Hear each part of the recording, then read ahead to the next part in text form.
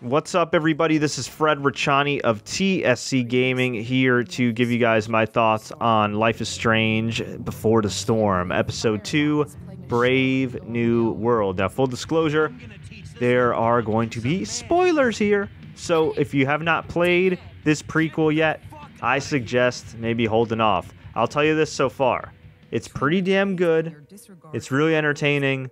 It is kind of weird not having the ability to go back in time like Max did in the initial series, but I'd say Deck 9 right now is doing a very good job. So I thoroughly enjoyed Episode 1. We're here in Episode 2. This is where the spoilers begin.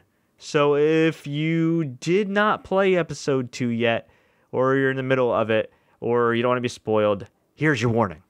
All right? Cool. Let's get to it. So we ended the first episode, which was called Awake, when Rachel Amber, Chloe's sort of new girlfriend / new best friend, replacing Maxine, who moved away, got pissed off. She ended up kicking a bucket of fire and inadvertently, or maybe advertently, causing a huge fire in Arcadia Bay. You might wonder, well, why the hell did Rachel do this? Well, she caught her dad cheating, committing infidelity. They were at the park, the same park where the original Life is Strange ended, and she was pissed off. They were looking through the binoculars, they were doing some sightseeing, and then they saw Mr. Amber, who's the district attorney in Arcadia Bay, kissing another woman, a tattooed woman who is kind of shady. And somebody that we see in Episode 2 that is a friend or associate of Frank's. Frank is the weed dealer and the local drug dealer of Arcadia Bay. He's dealt weed to Chloe before. Of course, Chloe, being a poor teenager, has a lot of money that she owes him. And one thing I like about Life is Strange, and especially these last couple of episodes in comparison to other story-driven games, for example, let's say Telltale Games, which would be the most famous competitor of this series, I feel like the consequences of these choices here really hold some weight. That's not to take anything away from Walking Dead and Game of Thrones and some of the other great series that Telltale has done, but I feel like it's the same old, same old. Life is Strange, for whatever reason, perhaps, to me anyway, the fact that you're playing as teenage girls in high school, I feel like the consequences have more weight. I mean, even with the original series, you're dealing with real life here. You're dealing with infidelity. You're dealing with hormones. You're dealing with bullying, drug use. I mean, this is some really deep stuff here, and if you're somebody that also watched 13 Reasons Why like I did, and you were emotionally hit by that series, I don't know how you couldn't have been.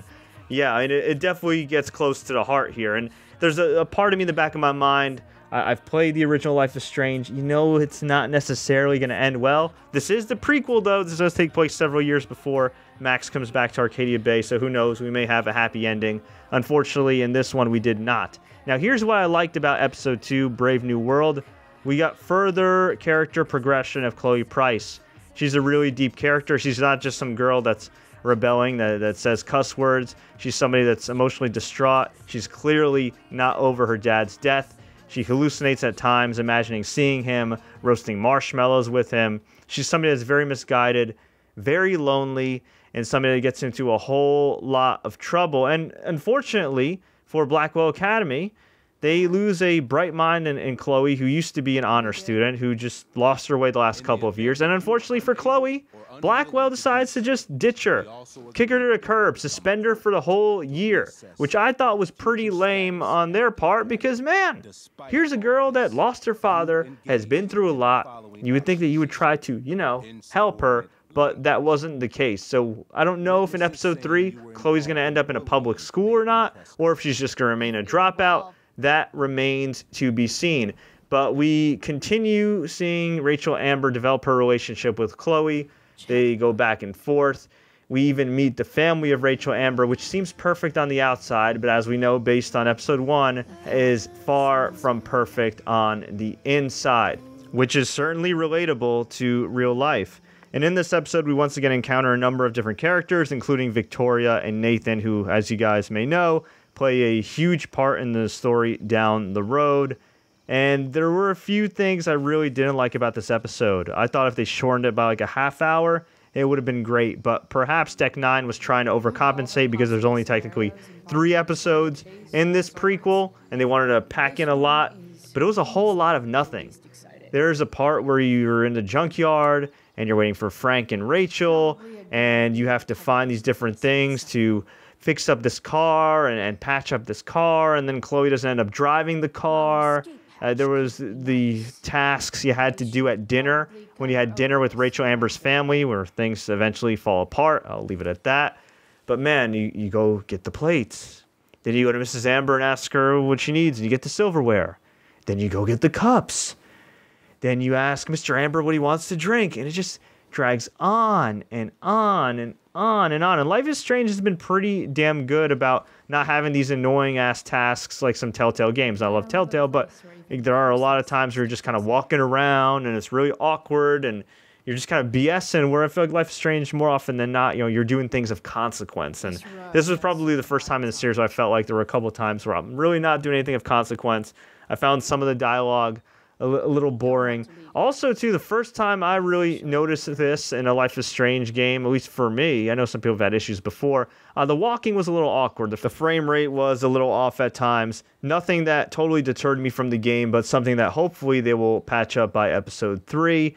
And once again, in this episode, you have to link various parts of a conversation in order to get your way, whether you're trying to get into a dorm, go to the bathroom, win an argument, whatever. And it's a nice little feature that they've added in this version of Life is Strange, because they don't have, for lack of a better term, the crutch of being able to travel in time, rewind like Max was able to do. So you have to, of course, focus on the emotions and focus on the sassiness and cleverness of Chloe Price, and she is plenty clever.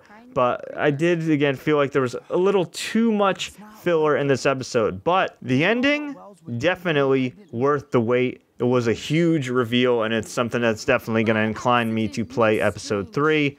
And the pressure is really on deck 9 now. It's the final episode coming up. They got to end it with a bang, with a boom, with a burn. Perhaps we get Max's return or some foreshadowing. Who the hell knows? But overall, I gotta say that episode 2 was a thumbs up. I didn't enjoy it as much as episode 1. I thought it could have been a little bit shorter. If they trimmed out some of the fat, it would have been a little more enjoyable. But hey, you can get through this in one playthrough, which I did. Other than the filler and some of the frame rate issues, I really don't have much bad to say about this game. I love the Life is Strange universe. I love the characters, and I would like to see it continue, and I'm definitely looking forward to episode 3 and beyond. So overall, I give this game a thumbs up. If you played episode 1, episode 2 is worth it, but be wary of some of the annoying tasks you have to do in order to progress the story. But folks, I want to hear from you. What do you think about Life is Strange Before the Storm? Have you played the series? Are you interested in it? What do you think of it in comparison to Telltale games? Please let me know. Leave a comment below. Tweet us, Facebook us, do what you got to do. If you enjoyed this review, please click the like button. Please share this with all your friends. Please click that subscribe button for more game reviews. Don't forget to enable notifications. And until next time, everybody, as always, enjoy the games.